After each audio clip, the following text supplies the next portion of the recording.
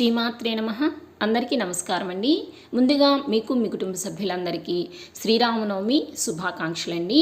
ఈ వీడియోలో శ్రీరామనవమి రోజున రాముల వారికి ఎంతో ఇష్టమైన నైవేద్యాలైన వడపప్పు, పానకము, చలిమిడిని ఏ విధంగా తయారు చేసుకోవాలో ఈ వీడియోలో మీకు నేను చేసి చూపిస్తానండి. చాలా త్వరగా సింపుల్గా ప్రిపేర్ చేసుకోవచ్చు. వీడియోని మీరు ఎక్కడా కూడా స్కిప్ చేయకుండా చివరి వరకు చూడండి.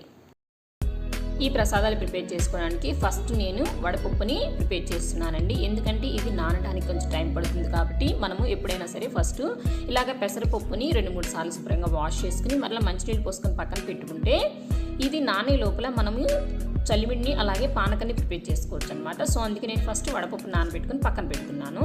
తర్వాత మరొక బౌల్ తీసుకొని ఇప్పుడు ఇందులోకి మీకు ఎంత క్వాంటిటీ పానకం చేసుకోవాలనుకున్నారో దానికి సరిపడా మీరు బెల్లం తురుముని తీసుకొని దానికి తగ్గట్టుగా మీరు వాటర్ అనేది వేసుకొని పక్కన పెట్టుకోండి. అప్పుడు మనకి బెల్లం అనేది కరిగిపోతుంది, పానకం ప్రిపేర్ చేసుకోవడానికి ఈజీ అవుతుందండి. అలాగే మరొక బౌల్ తీసుకొని చలిమిడిని ప్రిపేర్ చేసుకోవడానికి కూడా నేను ఇక్కడ బెల్లంని నానబెడుతున్నాను. ఇలా ఒక బౌల్లో కొంచెం బెల్లం తురుముని అలాగే కొంచెం వాటర్ని వేసుకుని ఇలా ఒకసారి కలుపుకొని దీన్ని పక్కన పెట్టుకోవాలి. తర్వాత ఒక చిన్న రోల్ని తీసుకొని ఇప్పుడు ఇందులోకి ఇలాచీల్ని అలాగే మిరియాలను వేసుకొని దంచుకోవాలండి. ఇలా పానకంలోకి అప్పటికప్పుడు ఇలాచీల్ని మిరియాలను దంచుకొని వేసుకుంటే ఫ్లేవర్ చాలా బాగుంటుందండి. ఒకవేళ ఇలాగ చిన్న రోల్ లేకపోతే కనుక మీకు మిక్సీలో పట్టుకొని కూడా మీరు వేసుకోవచ్చండి.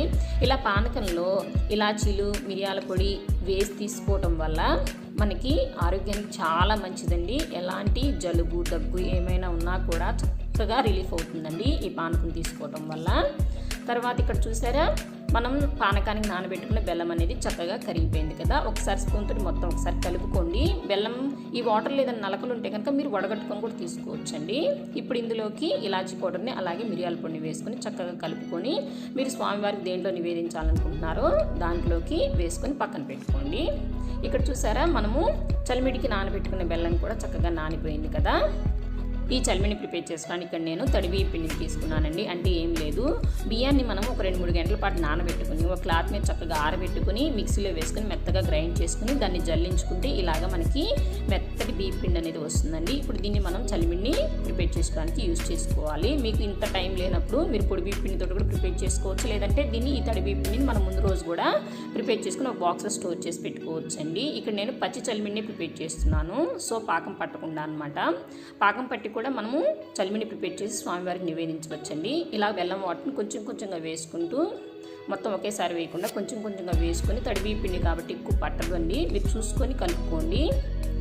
ఈ విధంగా పాకం పట్టి చలిమిడిని ఎలా ప్రిపేర్ చేసుకోవాలనేది కూడా నేను ఒక వీడియోని పోస్ట్ చేశానండి. దాని లింక్ అనేది డిస్క్రిప్షన్లో ప్రొవైడ్ చేస్తాను. ప్లీజ్ ఎవరైనా వాచ్ చేయని వారు ఉంటే వాచ్ చేయండి. ఇలాగ బెల్లం వాటర్ కొంచెం కొంచెంగా వేసుకుంటూ చక్కగా చలిమిడి ముద్దలాగా ప్రిపేర్ చేసుకోవాలి. అంతేనండి, చాలా సింపుల్గా ప్రిపేర్ చేసుకోవచ్చు అనమాట.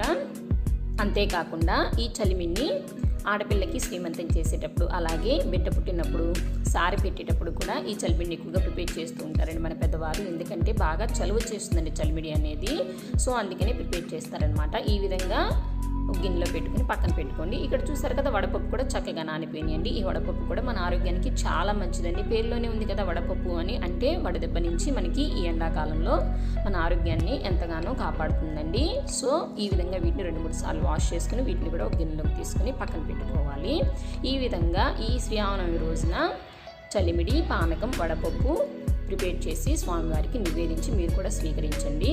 మన ఆరోగ్యానికి చాలా మంచిదండి. ఈ విధంగా మన పెద్దవారు ఆయా ఋతువులను బట్టి ఇలాగా ప్రతి పండగ కూడా ఒక్కొక్క ప్రసాదాన్ని అనేది పెట్టారండి సాంప్రదాయంగా. సో ఆ విధంగా మనం కూడా దీన్ని పాటించి మనం కూడా ఇలాగే ప్రిపేర్ చేసుకుందాము, మన ఆరోగ్యాన్ని కాపాడుకుందామండి. నేను మళ్ళీ మరొక మంచి వీడియోతో మీ ముందుంటాను. Thank you for watching my videos.